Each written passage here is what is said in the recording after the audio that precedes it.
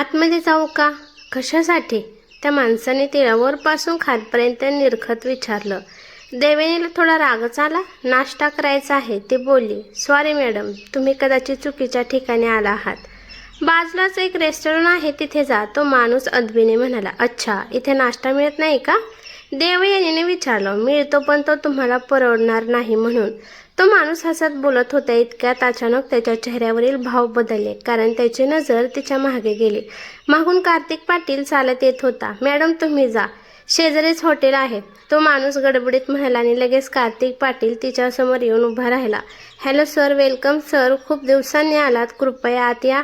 तो माणूस अदबीने अगदी कार्तिक पाटीलशी बोलत होता.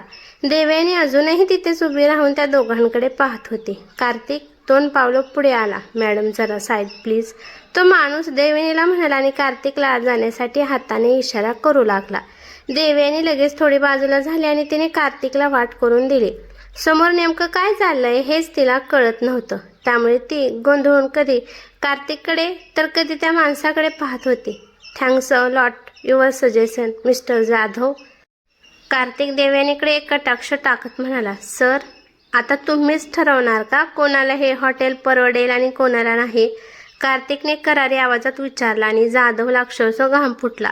सॉरी सर, जाधव लगेच दिलगिरी व्यक्त करत म्हणाला. कार्तिकने देवयानीकडे पाहिलं. तिच्या चेहऱ्यावर आता थोडासा अवघडेपणा स्पष्ट दिसत होता, कारण येणारे जाणारे उगाच त्यांच्याकडे पाहत होते.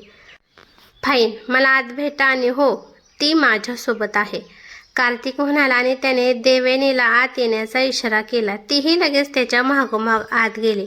जाधव आणि तिथले 2 पहारेकरी मात्र आश्चर्याने त्या दोघांकडे पाहत राहिले. कार्तिक तिला तिथल्या एका प्रायव्हेट केबिनमध्ये घेऊन गेला. तिथली प्रत्येक वस्तू अत्यंत आकर्षक होती. अगदी सजावटीसाठी ठेवलेल्या फुलदाण्याही लक्ष वेधून घेत होत्या. तुम्हाला काय हवं आहे? कार्तिकने तिच्यासमोर मेनू कार्ड ठेवत विचारलं. तुम्हीच ऑर्डर करा, मला तशी फार भूक नाही, मी फक्त चहा घेईन, देवयानी म्हणाली. इथला चहासुद्धा नक्कीच महाग असणार, तिने मनातच सुस्कारा सोडला.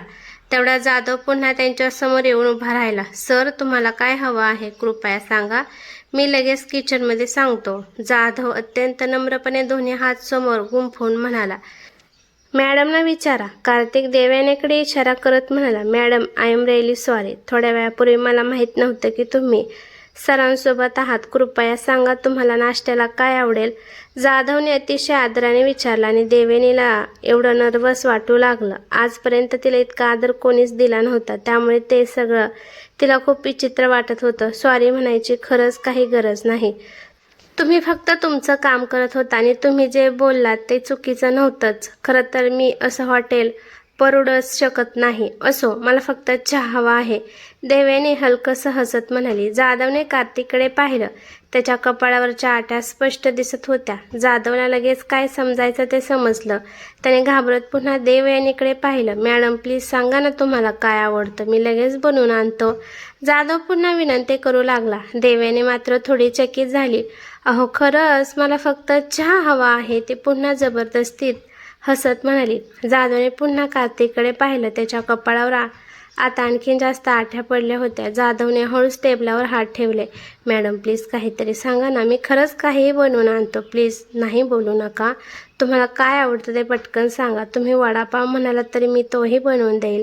जाधव आता अक्षरशः विनंती करू लागला. देवयानीला ते सगळंच खूप विचित्र वाटत होतं. ओके, मला इथे काय मिळतं ते माहीत नाही, ती कसंबसं म्हणाली. तुम्हाला काय आवडतं ते फक्त सांगा, इथे तेच बनवलं जाईल, जाधव नम्रपणे म्हणाला.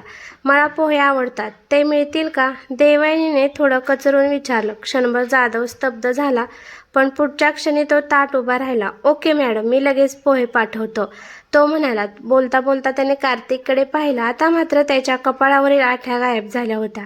जाधवने मनातच सुटकेचा निश्वास सोडला आणि तो तेथून बाहेर पडला. देवयानी मात्र त्याची ती धावपळ पाहून पूर्ण गोंधळून गेली होती. तिने कार्तिककडे पाहिलं तर तो आता शांतपणे बसला होता. सर, तुम्ही काही ऑर्डरच केलं नाही, देवयानीने विचारलं. त्याला माहिती आहे मला इथं काय आवडतं, कार्तिक शांतपणे म्हणाला. म्हणजे हा माणूस यांना एवढा मान देतोय, कारण हे इथले रेग्युलर कस्टमर असणार, देवयानी मनातच म्हणाले आणि इकडे तिकडे पाहू लागले. त्या केबिनच्या भिंती संगमरवरी दिसत होत्या. त्या खूप उंच होत्या. वरच्या भागातून बाहेरचं दृश्य स्पष्ट दिसत होतं आणि सगळ्यात उंचावर त्या हॉटेलचा बोर्ड चमकत होता. Royal Star Hotel, ZJ group. ZJ group हे नाव कुठेतरी ऐकल्यासारखं वाटतंय. देवयानी मनात विचार करत होते आणि अचानक तिला धक्का बसला. ओ माय गॉड, झेडजे ग्रुप म्हणजे कार्तिक पाटीलच्या कंपनीचा ग्रुप. म्हणजे हे हॉटेल कार्तिकचंच आहे. म्हणूनच तो जाधव त्याला एवढा मान देत होता. देवयानीने कार्तिककडे तिरक्या नजरेने पाहिलं. तो मात्र शांतपणे तिच्याकडेच पाहत होता. तिला थोडंसं अवघडल्यासारखं वाटलं. तिने हलकंसं हसून त्याच्याकडे पाहिलं. तो आज मेकअप केला नाही का? कार्तिकने अचानक विचारलं. तिच्या चेहऱ्यावरचं हसू लगेच गायब झालं. ते मी घाईघाईत आले ना, सॉरी, मला माहीत नव्हतं आपण इतक्या मोठ्या हॉटेलमध्ये येणार आहोत. देवयानी उगाच केस नीट करत म्हणाले. आपण एवढे बावट कसे? आपला हा अवतार पाहून कोणीच आपल्याला या हॉटेलमध्ये घेणार नाही. इथले नोकरसुद्धा आपल्यापेक्षा चांगले दिसतात. शी देवयानी, आता तरी स्वतःच्या लुककडे थोडं लक्ष दे. आणि त्यात हा कार्तिक काहीही विचारतो. मनातच स्वतःलाच बोलत तिने सैल सोलेले केस आणखीन घट्ट बांधून घेतले. व्हाय सॉरी, खरं तर तू मेकअपशिवाय जास्त सुंदर दिसतेस, कार्तिक म्हणाला आणि देवयानी अक्षरशः शॉक झाली. तिला स्वतःच्या कानावरच विश्वास बसत नव्हता. ती डोळे विस्फारून त्याच्याकडे पाहत राहिली. तेवढा जाधव एका वेटरसह त्यांच्यासाठी नाश्ता घेऊन आला. देवयानीने लगेच नजर खाली केली. तोपर्यंत तिचे गाल हलकेच लाल झाले होते. मनाच्या एका कोपऱ्यात नकळत आनंदाच्या लाटा उसळत होत्या. खरंच मी इतकी सुंदर दिसते का? तिला लगेच आरशात स्वतःला पाहायची तीव्र इच्छा झाली. पण सध्या तेथून उठणं शक्य नव्हतं. पण त्याने फक्त मला सुंदर म्हटलं आणि मला इतका का आनंद होतोय? ठीक आहे, प्रत्येक मुलीला सुंदर म्हटलं की आनंद होतो, पण मला हा आनंद जरा जास्तच का वाटतोय? जर मी ढगांवर तरंगते, तेथून खाली उतरूच नाही असं वाटतंय. मॅडम, आणखीन काही हवं आहे का? जाधवच्या आवाजाने देवयानी भानावर आली. नाही, मला एवढंच पुरेसं आहे, ती कसंबसं म्हणाल्याने खाली मान घालून खाऊ लागली. जाधव त्यांच्या शेजारीच उभा होता आणि त्याच्यासोबत काही फाईल्सही होत्या. कार्तिक खाता खाता त्या फाईल्स तपासत होता. हा माणूस कुठेही गेला तरी कामच करत असतो का? इथेही फाईल्स घेऊन बसलाय. देवयानी मनातच विचार करत होती. तेवढ्यात तिचा फोन वाजला. तिने रिंगटोन रोमॅन्टिक गाण्याची लावली होती. देवयानीने गडबडून लगेच फोन हातात घेतला आणि सायलेंट केला.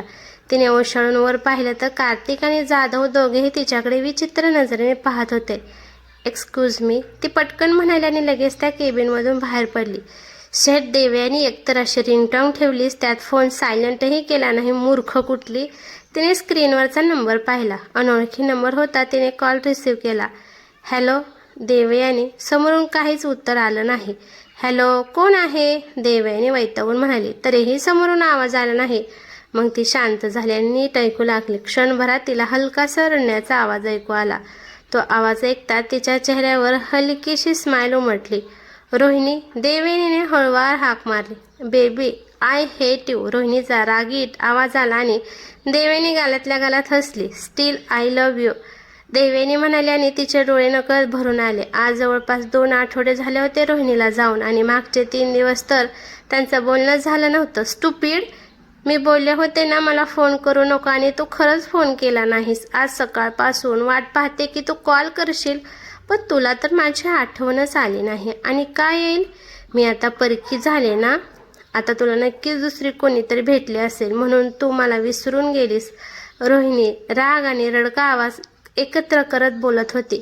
आता हिला काय सांगू? माझ्या आयुष्यात किती प्रॉब्लेम सुरू आहे. देवयानीने मनातच सुस्कारा सोडला. रोहिणी, सगळ्यात पहिल्यांदा आपण गर्लफ्रेंड बॉयफ्रेंड नाही आहोत की तू दूर गेलीस म्हणून मी दुसरी कोणी शोधेन. देवयानी हसत म्हणाले. आणि माझ्या आयुष्यातली तुझी जागा दुसरं कोणीच घेऊ शकत नाही, हे तुला चांगलंच माहीत आहे हो ना? आय नो, पण तरीही मागचे 3 दिवस आपण बोललोच नाही आणि तुला माझी आठवणही आली नाही. रोहिणी अजूनही नाराज स्वरात म्हणाली. असं तुला वाटतं, पण सध्या तू जिजूंना पूर्ण वेळ द्यावा असं मला वाटतं, म्हणून मी तुझ्याशी जास्त बोलत नाही. तू एकदा परत आलीस की बघ रोज फोन करून त्रास देते की नाही. देवयानी हसत म्हणाली. आय लव्ह यू, रोहिणी हसत म्हणाली. ए रोहिणी, मला सांग ना, हनीमून कसा चाललाय? देवयानीने इकडे तिकडे पाहत हळू आवाजात विचारलं. सुपर. देवयानी, तुझं लग्न झालं ना तर सगळ्या टिप्स मीच देणार तुला, रोहिणी उत्साहाने म्हणाली. रोहिणी बोलत होती आणि इकडे देवयानीच्या चेहऱ्यावर क्षणभर नाराजी उमटली. पण तिने लगेच स्वतःला सावरलं. मला टिप्स नंतर दे, आधी तू तुझा हनीमून एन्जॉय कर, देवयानी म्हणाली. हो ना बेबी, मी आणि शिवा शॉपिंगला चाललो आहोत. तू सांग ना, तुला तिथून काय आणू? रोहिणीने विचारलं. तू परत ये, माझ्यासाठी तेवढंच पुरेसं आहे, देवयानी हलकंसं हसत म्हणाली. एक किती अरसिक आहेस तू. जाऊ दे, तुला तरी काय दोष देऊ, तुझा तो खडूस बॉसच अरसिक आहे, मग त्याच्या संगतीत तू पण तशीच होणार, रोहिणी हसत म्हणाली. मला नाही वाटत ते अरसिक आहे, देवयानी अचानक बोलून गेली. तुला काय माहिती? रोहिणीचा लगेच चकित आवाज आला आणि देवयानी गडबडली. अरे बापरे, आपण हे काय बोललो? तिने डोळे बंद करून स्वतःची जीभ चावली. देवयानी, काय विचारते मी? समोरून रोहिणीचा आवाज आला. अगं म्हणजे त्यांची गर्लफ्रेंड असेल ना, तिला माहिती असेल ते कसे आहेत ते, देवयानी कसंबसं सावरत म्हणाली. जाऊ दे तो विषय, आपण भेटल्यावर बोलू. ओके बाय, सी यू, आणि हो टेक केअर. रोहिणी म्हणाली. Bye, take care. देवयानी हसत म्हणाल्याने तिने फोन ठेवला. देवयानी, मागून कार्तिकचा आवाज आला. तिने लगेच मागे वळून पाहिलं. कार्तिक केबिनच्या दरवाजात उभा होता. येते सर, ती त्याच्याकडे जात म्हणाली. इतका वेळ कोणाशी बोलत होतीस? कार्तिकने विचारलं. देवयानीने थोड्या विचित्र नजरेने त्याच्याकडे पाहिलं. याला दुसऱ्यांच्या पर्सनल लाईफमध्ये फारच इंटरेस्ट असतो, जणू काही माझा नवरा आहे. ती मनातच पुटपुटली आणि जबरदस्ती हसली. रोहिणी होती, ती एवढंच म्हणाल्याने पुन्हा बसून खाऊ लागली. कार्तिकचा नाश्ता झाला होता. बहुतेक त्याचं कामही संपलं असावं, म्हणून इच्छा असूनही देवयानीने चमचा खाली ठेवला. सर, झालं माझं, जाऊया. ती टिश्यू पेपरने हात पुसत म्हणाली. तुला आवडलं नाही का? कार्तिकने तिच्या ताटात अर्धे पोहे पाहत विचारलं. नो नो सर, खूप छान आहे, देवयानी पटकन म्हणाली. मग पूर्ण खा. कार्तिक शांतपणे म्हणाला. सर सॉरी, तुम्हाला उशीर होत असेल, ती हळू आवाजात म्हणाली. आज रविवार आहे, फ्री डे, मी दिवसभर इथे थांबू शकतो, डोंट वरी, कार्तिक म्हणाला. देवयानीने खाली मान घातली. तिने पुन्हा चमचा हातात घेतला आणि शांतपणे खाऊ लागली. थोड्याच वेळात तिचं खाऊन झालं. सर, निघूया का? तिने विचारलं. वेट, तो म्हणाला आणि फोनमध्ये काहीतरी करू लागला. बराच वेळ गेला तरीही तो काही बोललाच नाही. आता मात्र देवयानी वैतागली. सर, मी निघते आता, मला उशीर होतोय, ती घड्याळात पाहत म्हणाली. कशासाठी उशीर होतोय? कार्तिकने फोनमधून नजर न काढताच विचारलं. सर, मला खूप कामं आहेत, देवयानी म्हणाली. कसली कामं? कार्तिकने पुन्हा विचारलं. घरातली, ती अडखळत म्हणाली. व्हॉट? घरातली? कार्तिकने फोन बाजूला ठेवला आणि थेट तिच्याकडे पाहिलं. शी, आजकाल याला सगळ्याच गोष्टीचा तपशील द्यावा लागतोय. देवयानी मनातच त्याला शिव्या घालत बसले. ते कपडे धुवायचे आहेत, रूम पण साफ करायचे आहे, देवयानी ओशाळून म्हणाली. आणि कार्तिक फक्त विचित्र नजरेने तिच्याकडे पाहत होता. असं आहे का? शेवटी त्याने एवढंच विचारलं. हो, खरं तर आठवडाभर वेळच मिळत नाही ना, देवयानी केसांची बट कानामागे सारत म्हणाली. ठीक आहे, मी तुला सोडतो, कार्तिक उठत कोट नीट करत म्हणाला. सर, मी जाईल, काळजी करू नका, देवयानी पर्स खांद्याला अडकवत म्हणाली. मी सांगितलं ना, मी सोडतो, तो म्हणाला आणि तिच्या पुढे चालतही गेला. हिटलर कुठला, कोणाचंच ऐकत नाही. देवयानीने एक दीर्घ श्वास घेतला आणि त्याच्या मागोमाग निघाली. देवयानी, अगं पण एका आठवड्यात तुला रूम कुठे मिळणार आहे? स्वाती काळजीने विचारत होती. देवयानी आणि ती आताच गप्पा मारत बसल्या होत्या. बाहेर रात्र झाली होती आणि हवेतला गारवा खिडकीतून आत येत होता. मी ऑनलाईन पाहिलं आहे, एका ठिकाणी ब्रोकरशी संपर्क पण झाला आहे. शिवाय मी ऑनलाईन शोधलं तेव्हा तिथल्याच एका ब्रोकरचा मला कॉल आला होता. एका ठिकाणी एक रूम आहे, तिथे आधीपासून 2 मुली राहतात, उद्या भेटायला ये असं तो म्हणाला आहे, आणि ती रूम माझ्या बजेटमध्येही आहे, म्हणून मी उद्याच त्या मालकाशी बोलून फायनल करायचं ठरवलं आहे. देवयानी खिडकीतून बाहेर पाहत म्हणाले. त्या राजला तर मारलंच पाहिजे, त्याच्यामुळे आता माझी एवढी चांगली मैत्रीण सोडावी लागणार. स्वाती नाराज होत म्हणाली. अगं आपण भेटू ना, नाहीतर तूच चल तिकडे, देवयानी हसत म्हणाली. नाही गं, माझी नोकरी इथे जवळ आहे, नाहीतर आले असते, स्वाती म्हणाली. देवयानी हलकंसं म्हणाली. देवयानी, मी झोपते आता, तू पण झोप, स्वाती अंगावर पांघरून घेत म्हणाली. देवयानीने तिला गुड नाईट म्हटलं आणि खिडकीजवळ जाऊन उभी राहिली. बाहेर सगळ्या बिल्डिंगमध्ये दिवे दिसत होते. वर आकाशात चांदण्या एका चंद्राभोवती जमल्या होत्या. त्यांना पाहून देवयानी क्षणभर हरवून गेली.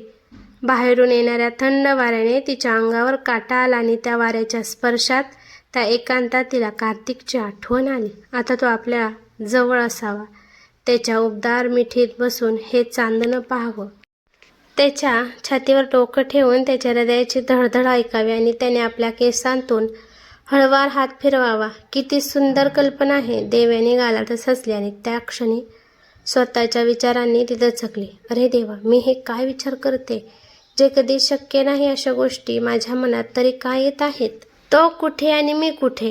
तो आकाशातला चंद्र आहे आणि मी इथून त्याच्याकडे पाहणारी एक सामान्य मुलगी.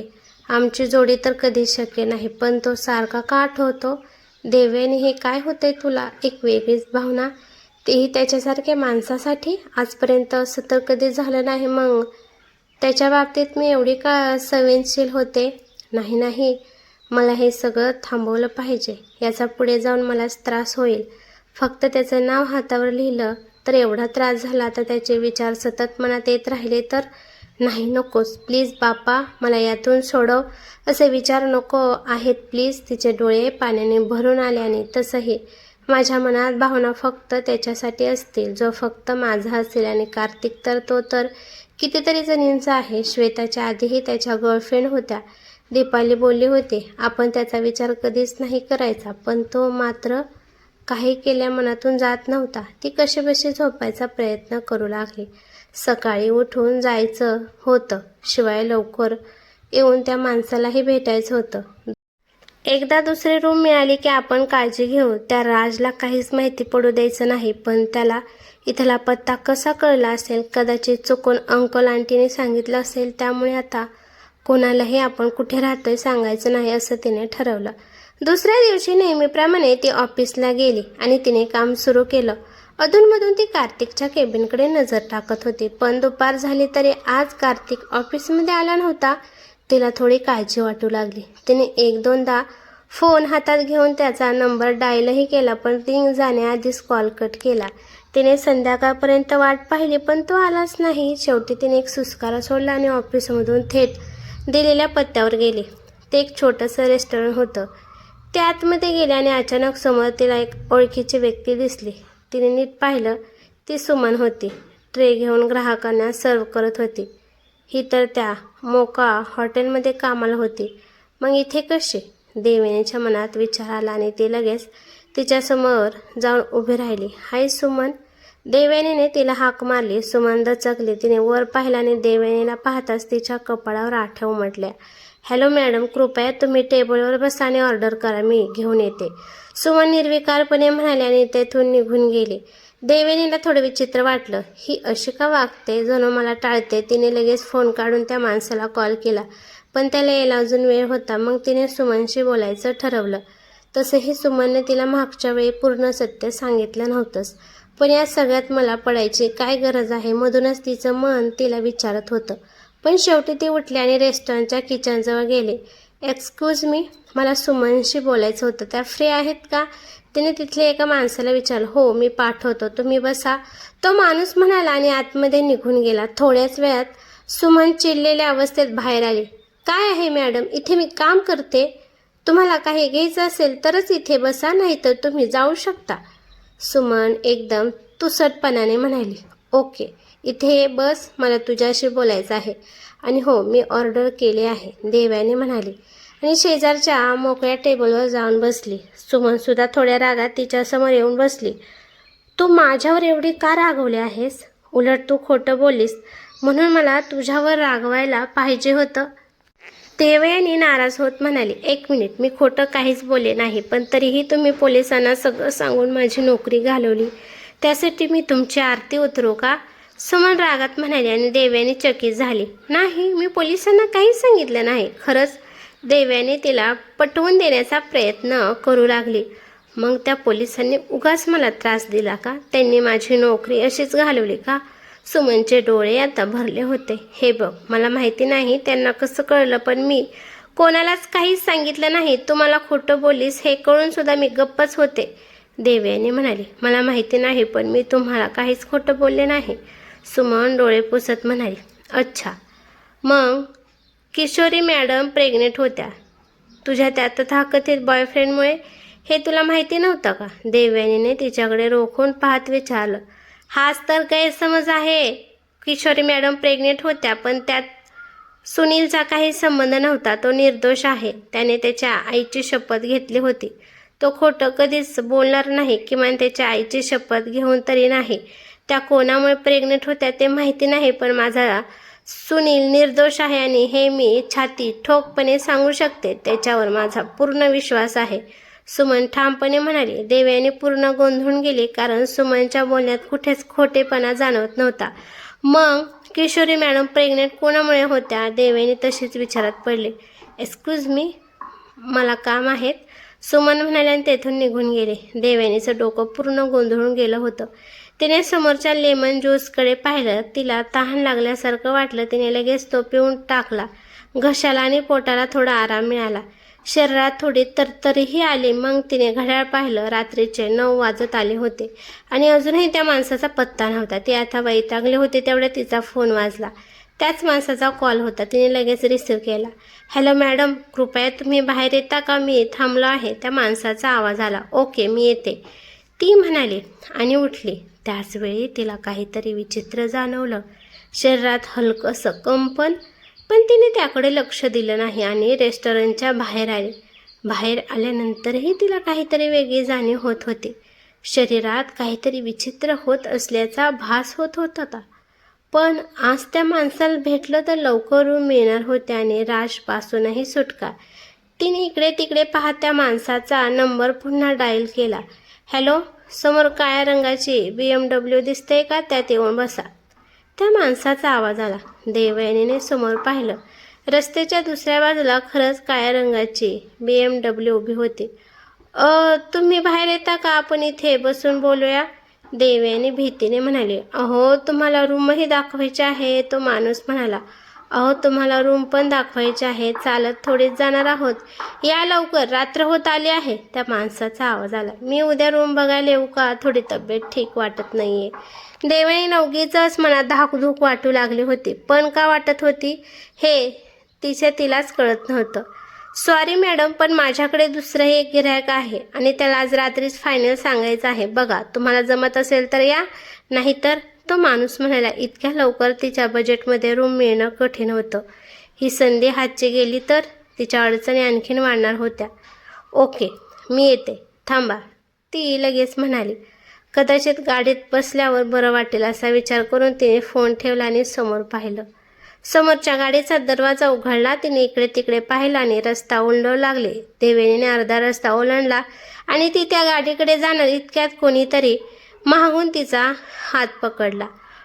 ओळखीच्या स्पर्शाने ती थोडी दचकली, पण सध्या तिला काही शुद्ध नव्हते. समोरच्या कारचा दरवाजा अचानक बंद झाला आणि ती भरधाव निघून गेली. देवयानीने गोंधळ मागे पाहिलं. कार्तिक तिचा हात पकडून विचित्र नजरेने तिच्याकडे पाहत होता. त्याने तिला ओढत रस्त्याच्या कडेला आणलं. काय झालं? तू अशी अडखळत का बोलतेस? कार्तिकने विचारलं. पण सध्या तिला काय उत्तर द्यायचं हे सुचत नव्हतं. ती फक्त त्याच्याकडे पाहत होती. कार्तिकला ते खूप विचित्र वाटलं. गाडीत बस, तो तिचा हात तसाच धरून गाडीजवळ आला आणि तिला आत बसवलं. मग स्वतःही तिच्या बाजूला बसला. देवयानी अजूनही विचित्र अवस्थेत होती. कार्तिकने ड्रायव्हरला गाडी सुरू करण्याचा इशारा केला आणि तिचा हात सोडला. इकडे देवयानीला शरीरात प्रचंड गरमी जाणवू लागली होती. तिला काहीच समजत नव्हतं, पण काहीतरी विचित्र भावना तिच्यावर हावी होत होती. जी चुकीचे आहे हे तिचं अंतर्मन तिला सांगत होतं. तिने डोळे घट्ट मिटले आणि समोरची सीट घट्ट पकडली. तिला अशा अचानक घाबरलेले पाहून कार्तिक चकित झाला. देवयानी, काय होतंय? त्याने काळजीने विचारलं. खूप गरम होतंय, ते अडखळत कसंबसं म्हणाली. तिने दातामध्ये खालचा ओठ घट्ट पकडला. कार्तिकने पुढे पाहिलं. एसी तर सुरू होता, मग तिला एवढी गरमी का, कशी काय जाणवत होती? देवयानी, तुला श्वास घ्यायला त्रास होतोय का? कार्तिकने विचारलं. खूप गरम, प्लीज काहीतरी करा, ती पुन्हा अडखळत म्हणाली. काहीतरी करू? काय? कार्तिक गोंधळून म्हणाला आणि त्या क्षणी देवयानीने तिच्या टॉपची बटणं काढायला सुरुवात केली. ते पाहून कार्तिक पूर्ण हादरला. ड्रायव्हर, हॉस्पिटल, तो मोठ्याने ओरडला. त्याच वेळी त्याने तिचे दोन्ही हात पकडले. पण तोपर्यंत तिच्या टॉपची वरची 3 बटणं निघाली होती. त्याने तिला ओढून स्वतःच्या मिठीत घेतलं आणि घट्ट पकडलं. सर, आसपास मोठं हॉस्पिटल नाही. ड्रायव्हरही घाबरत म्हणाला. त्यालाही काही समजत नव्हतं, पण परिस्थिती गंभीर आहे हे त्याला जाणवत होतं. इथं जवळच एक छोटी ओपीडी आहे, डाव्या बाजूला. पटकन घे तिकडे. कार्तिक खिडकीतून बाहेर पाहत म्हणाला. ड्रायव्हरने लगेच गाडी त्या दिशेने वळवली. कार्तिकने पुन्हा देवयानीकडे पाहिले. ती स्वतःच्या भावनांनी शरीरावरचं नियंत्रण थांबवण्याचा खूप प्रयत्न करत होती, पण तिला ते जमत नव्हतं. आता कार्तिकला स्पष्ट कळत होतं की तिच्यासोबत नेमकं काय होतंय. त्याने तिचे दोन्ही हात एका हातात पकडले आणि दुसऱ्या हाताने तिच्या टॉपची निघालेली बटणं पुन्हा लावली. एक बटन मात्र तसंच उघडं राहिलं. ती खूप धडपड करत होती, पण त्याने तिला इतकं घट्ट मिठीत पकडलं होतं की आता तिची हालचाल बंद झाली होती. तिच्या शरीराची थरथर त्याला स्पष्ट जाणवत होती आणि तिचं शरीर अक्षरशः तापल्यासारखं गरम झालं होतं. क्षणभर तोही भान हरपला, पण लगेच त्याने स्वतःला सावरलं. प्लीज, खूप गरम होते, प्लीज, ती अडखळत म्हणाली. हॉस्पिटल येतंय, काळजी करू नकोस. थोडा वेळ, तो हलक्या आवाजात म्हणाला. Driver, fast. कार्तिक पुन्हा ओरडला आणि ड्रायव्हरने गाडीचा वेग वाढवला. इकडे कार्तिकला तिला सांभाळणं अधिकच कठीण होत होतं.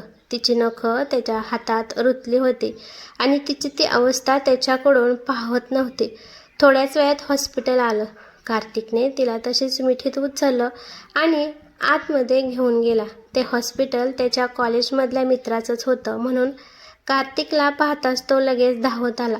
अरे कार्तिक, काय रे, किती दिवसांनी? तो हसत म्हणाला. यू स्टुपिड, हिला ड्रग्स दिलं गेलंय. पटकन काहीतरी इंजेक्शन दे. कार्तिक तिला बेडवर ठेवत म्हणाला, पण त्याने तिला मिठीतून पूर्ण दूर केलं नाही. ओहो, वेट, डॉक्टर लगेच म्हणाला आणि त्याच्या केबिनकडे धावत गेला. Sir, please. आता देवयानीने कार्तिकचा शर्ट पकडला होता. त्याच्या शर्टची वरची 2 बटणं लगेच तुटली.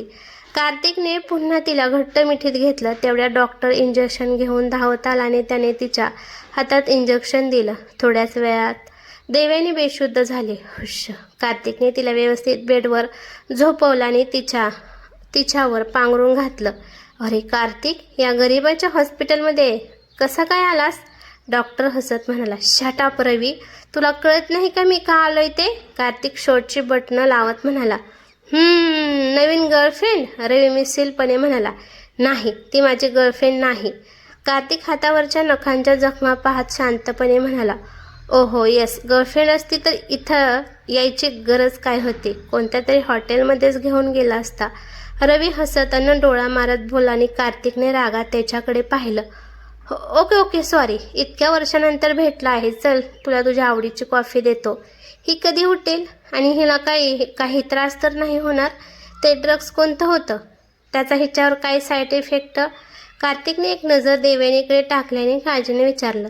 ओहो भाई, रिलॅक्स. एका वेळी किती प्रश्न विचारशील? आणि हो, तिला बहुतेक लव ड्रग्स दिलं गेलं होतं, म्हणजे कामुक भावना वाढवणारा ड्रग्स. नुकतंच यावर औषध निघालं आहे, नाही तर तुला तिच्यासोबत. रवीमध्येच अडखळला. कार्तिकच्या चेहऱ्यावर जबरदस्त राग स्पष्ट दिसत होता. डोंट वरी, थोड्या वेळाने तिला शुद्ध येईल आणि या ड्रग्समुळे थोडा अशक्तपणा जाणवेल. बस. रवी आता गंभीर होत म्हणाला. आता कार्तिकच्या चेहऱ्यावर रागासोबत काळजीही स्पष्ट दिसत होती. बाय द वे, ही तुझी बहीण आहे का? रवीने मुद्दाम देवयानीकडे पाहत विचारलं. ते ऐकताच कार्तिकच्या चेहऱ्याचा रंगच बदलला. त्याने रागाने दात घट्ट दाबल्याने सरळ रवीच्या कानाखाली लगावले. फटाक. रवीचा हात आपोआप गालावर गेला. त्याने लगेच इकडे तिकडे पाहिलं. कोणी पाहिलं नाही हे लक्षात येताच त्याने सुटकेचा निश्वास सोडला. अरे बाबा, समोरच्याला मारायची तुझी सवय अजून गेली नाही का? आणि मी असं काय विचारलं? यात मारण्यासारखं काय होतं? रवी तोंड बारीक करत म्हणाला. कार्तिकचा राग आता थोडाफार कमी झाला होता. कॉलेजच्या आठवणी जाग्या करायच्या होत्या म्हणून तो स्वतःचा राग आवरत हलकंच हसत म्हणाला. सिरियसली? मग ठीक आहे, रवी म्हणाला आणि लगेच कार्तिकच्या गळ्यात पडला. रवी, डोंट. डॉक्टर आहेस तू, असं सारखं मुलींसारखं गळ्यात पडत जाऊ नकोस. कार्तिक त्याला दूर ढकलत म्हणाला. अरे तूच तर म्हणालास ना कॉलेजच्या आठवणी फील करायच्या होत्या म्हणून. रवी दूर होत म्हणाला. कार्तिक हलकंसं म्हणाला. चल, तुलाही थोडी मलमपट्टी करून देतो. रवी कार्तिकच्या हाताकडे पाहत म्हणाला. It's okay. कार्तिक हातावरच्या ओरखड्यांकडे बघत बोलला. एखाद्या मांजरासारखं बोचकारलं आहे तुला. तुझ्या मानेवर बघ, तिथे तर रक्तच काढलं आहे. रवी हसत बोलला. कार्तिकला जाम वैताग आला. रवी तू जा, तुझं काम कर, माझं मी बघेन, आणि या ओरखड्यांकडे नको लक्ष देऊ. कार्तिक देवयानीच्या बेड शेजारी चेअरवर येऊन बसत बोलला. रवीने एकदा देवयानीकडे पाहिलं आणि मग कार्तिकच्या चेहऱ्याकडे. खोटारडा, कितीही खोटं बोल, मला माहिती आहे ही तुझीच गर्लफ्रेंड आहे. रवी मनातच हसत पुटपुटला. पण यार, हा इतका कसा बदलला? गर्लफ्रेंडला अशा अवस्थेत हॉस्पिटलमध्ये घेऊन आला आणि आता तिच्याकडे एवढ्या काळजीने पाहतोय, हे कसं शक्य आहे? मी ज्या कार्तिकला ओळखतो तो तर एवढी काळजी करणारा कधीच नव्हता. रवीने एक सुस्कारा सोडला आणि तो त्याच्या बाकी पेशंटकडे निघून गेला. कार्तिकने देवयानीकडे पाहिलं. आता ती शांतपणे झोपली होती. थोड्या वेळापूर्वी तिची झालेली अवस्था आठवून त्याला आतून अस्वस्थ वाटत होतं. देवयानीला ड्रग्ज कोणी दिलं असेल? ती तर एकदम सरळ आणि साधी आहे. तिच्यासोबत कोणी चुकून सुद्धा वाईट करू शकत नाही, इतकी भोळी आहे ती. मग कोणीतरी तिचा फायदा घ्यायचा प्रयत्न केला असेल की हे सगळं माझ्यामुळे झालं? श्वेता तिने दिलं असेल का तिला ड्रग्ज माझा बदला घेण्यासाठी? कार्तिकच्या डोळ्यात राग दाटून आला. तो पटकन उठला आणि बाहेर आला. त्याने लगेच श्वेताचा नंबर ब्लॉक लिस्टमधून काढला आणि तिला कॉल केला. 2-3 रिंगमध्येच फोन उचलला गेला. हॅलो कार्तिक, तू फोन केला? आय नो तुला माझी आठवण येते ना, मलाही तुझी खूप. श्वेताचा आनंदी आवाज आला. शट अप श्वेता, कुठे आहेस तू? कार्तिकने तिला मध्येच तोडत रागाने विचारलं. मी आता साताऱ्याला आहे, काम झालं की परत येणार आहे. पण तू एवढा रागवला का आहेस? मी येऊ का? आपण एकदा भेटूया का? श्वेता म्हणाल्याने कार्तिक विचारत पडला. कारण ती इथे नव्हती, मग तिच्यावर थेट संशय कसा घ्यायचा? पण हे काम तिने दुसऱ्या कोणाकडून करून घेतलं असावं असंही त्याला वाटत होतं. श्वेता, मला तुला भेटायचं नाही, पण एक गोष्ट लक्षात ठेव, जर तू देवकी आई किंवा देविनीच्या विरोधात काही केलं असेल किंवा करणार असेल तर आय एम डॅम शुअर तू संपशील. कार्तिक एकदम थंड आवाजात म्हणाला आणि त्याने फोन कट केला. कोणी केलं असेल हे सगळं? त्याच्या मनात पुन्हा विचार आला. तेवढ्यात आतमध्ये काहीतरी पडल्याचा आवाज आला. तो पटकन रूममध्ये गेला. देवयानी उठून बसली होती आणि टेबलवरचा पाण्याचा ग्लास खाली पडला होता. दे देवयानी, त्याने हाक मारली आणि तिच्याजवळ जाऊन बसला. त्याने गोंधळून त्याच्याकडे पाहिलं. तिच्या चेहऱ्यावर थकवा, गोंधळ आणि भीती सगळेच भाव स्पष्ट दिसत होते. सर तुम्ही? मी कुठे आहे आणि हे काय आहे? देवयानी इकडे तिकडे पाहत गोंधळून म्हणाले. हे हॉस्पिटल आहे. तू म्हणजे रस्त्यावर बेशुद्ध पडली होतीस तेव्हा तू मला दिसलीस, म्हणून मी तुला इथे घेऊन आलो. कार्तिक विचार करून म्हणाला. सध्या तरी तिला खरं सांगणं योग्य नव्हतं. जर तिला सगळं आठवलं तर तिलाच आपोआप समजेल असा विचार त्याने केला. देवयानी अजूनही पूर्ण गोंधळलेली होती आणि अजूनही ती त्या ड्रग्जच्या प्रभावातून पूर्ण बाहेर आली नव्हती, कारण तिच्या हाताला हलकीशी थरथर जाणवत होती. कार्तिकने दुसरा पाण्याचा ग्लास तिच्या हातात दिला. तिने लगेच ते पाणी पिऊन टाकलं. देवयानी, तुला आणखीन काही हवं आहे का? कार्तिकने विचारलं. नाही, मला उलटे आल्यासारखं वाटतंय, ती तोंड बारीक करत म्हणाली. ओके फाईन, वॉशरूम त्या बाजूला आहे. तो वॉशरूमकडे बोट दाखवत म्हणाला. तिने अंगावरची चादर बाजूला केली आणि उठणार इतके तिचं लक्ष तिच्या टॉपकडे गेलं. वरचं बटन एक निघालेलं होतं. ते पाहून ती शॉक झाली. तिने पटकन ते बटन लावलं आणि ओशाळून कार्तिककडे पाहिलं. तो मात्र दुसरीकडे पाहत होता. तिने सुटकेचा श्वास सोडला आणि उठली. उठल्यावर तिला थोडासा अशक्तपणा जाणवला, त्यामुळे ती जागेवरच डगमगली. तुला मदत हवी आहे का? कार्तिकने तिची अवस्था पाहून विचारलं. नको, ती म्हणाली. माझी उलटी बघून हाच नाक मुरडे. देवयानीने मनातच विचार केला. तिने दीर्घ श्वास घेतला आणि कसंबसं वॉशरूम गाठलं. थोडं फ्रेश झाल्यावर तिला बरं वाटू लागलं. मग ती बाहेर आली. हे घे. कार्तिक तिच्या हातात काचेचा ग्लास देत म्हणाला. काय आहे हे? देवयानीने ग्लासकडे पाहत विचारलं. फक्त लिक्विड आहे, तुला बरं वाटेल, तो म्हणाला. तिने त्याच्या हातातून ग्लास घेतला आणि पूर्ण पिऊन टाकला. तेवढ्यात रवी पुन्हा आतमध्ये आला. ओहो मॅडम, आता कसं वाटतंय? देवयानीने त्याच्याकडे थोड्या विचित्र नजरेने पाहिलं. त्याच्या अंगावरचा पांढरा कोट पाहून तो डॉक्टर असावा असं तिला वाटलं. आय एम युअर डॉक्टर, रवी स्टाईलमध्ये म्हणाला. कुरळे आणि थोडेसे मोठे केस, बेडकासारखे टपोरे डोळे आणि त्यावर पोपटासारखं नाक. त्याला पाहून देवयानीला सर्कसमधल्या जोकरची आठवण आली. याने जर डॉक्टरचा एप्रेन घातला नसता तर लोक याला नक्की जोकर समजले असते. ती मनातच म्हणाल्याने हलकेच हसली. हाव आर यू नाव? रवीने विचारलं. मी ठीक आहे डॉक्टर, थँक्यू, देवयानी म्हणाले. ओके, मी काही औषधं लिहून देतो, ती घ्या आणि हो किमान 1 दिवस तरी आराम करा. ओके. रवी प्रिस्क्रिप्शन लिहित म्हणाला. ओके डॉक्टर, पण मला नेमकं काय झालं होतं? देवयानीने विचारलं. रवीने कार्तिककडे पाहिलं. कार्तिकने मानेनच नाही असा इशारा केला. काही सिरियसली नाही, औषध घ्या, बरं वाटेल. ओके, देवयानी हलकसं म्हणाली. थोड्याच वेळात कार्तिक तिला घेऊन हॉस्पिटलमधून बाहेर पडला. पण तिच्या चेहऱ्यावरचा गोंधळ अजूनही तसाच होता. तिला काहीतरी आठवत होतं आणि काहीतरी आठवतही नव्हतं. एक धूसर आठवण मनात येत होती आणि कळायच्या आतच निसटून जात होती. जास्त विचार करू नकोस, कार्तिक तिच्या चेहऱ्याकडे पाहत म्हणाला. थँक्यू सर, देवयानी जबरदस्ती हसत म्हणाली. तिथे काय करायला गेली होतीस? कार्तिकने आता थेट मुद्द्यावर येत विचारलं. तोपर्यंत दोघंही गाडीत येऊन बसले होते. ते रूम शोधत होते, देवयानी म्हणाली. का? कार्तिकने विचारलं. गरज आहे, ती खिडकीतून बाहेर पाहत म्हणाली. ओके, तो फक्त एवढंच म्हणाला. नंतर बराच वेळ गाडीत शांतता होती. कार्तिकने तिला तिच्या एरियामध्ये सोडलं. ती बिल्डिंगमध्ये जाईपर्यंत तो तिथेच उभा होता. ती आत गेल्यावर त्याने ड्रायव्हरला गाडी घराकडे न्यायला सांगितली. पण त्याआधी त्याने एक फोन केला आणि बोलणं झाल्यावर त्याच्या चेहऱ्यावरची काळजी थोडी कमी झाली. पहाटेचे 5 वाजले होते. देवयानी खिडकीतून बाहेर एकटक पाहत बसली होती. तिचे डोळे पाण्याने भरले होते. औषधामुळे ती काल रात्री लवकर झोपली होती, पण जेव्हा जाग आली तेव्हा कालचा प्रसंग सारखा तिच्या डोळ्यासमोर येत होता.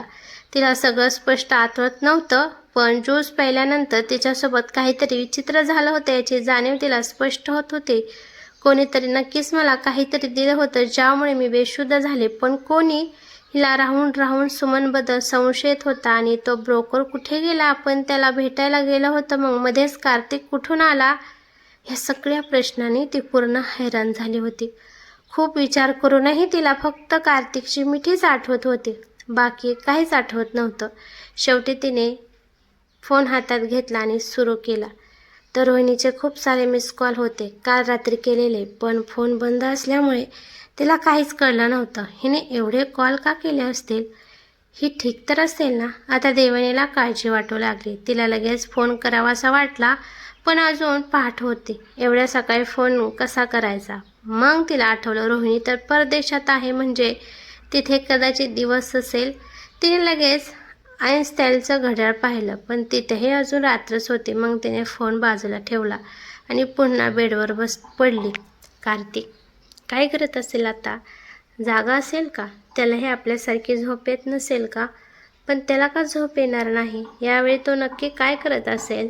देवयानी, वेडी आहेस का? अर्थातच झोपला असेल तो, ती मनातच स्वतःच्या डोक्यावर टपली मारत म्हणाली. सकाळी तिने ऑफिससाठी आवरलं आणि रूममधून बाहेर पडली. खाली येताच तिला आश्चर्याचा धक्का बसला, कारण तिच्या बिल्डिंगसमोर कार्तिकची गाडी उभी होती आणि तो गाडीला टेकवून तिच्याकडे पाहत उभा होता.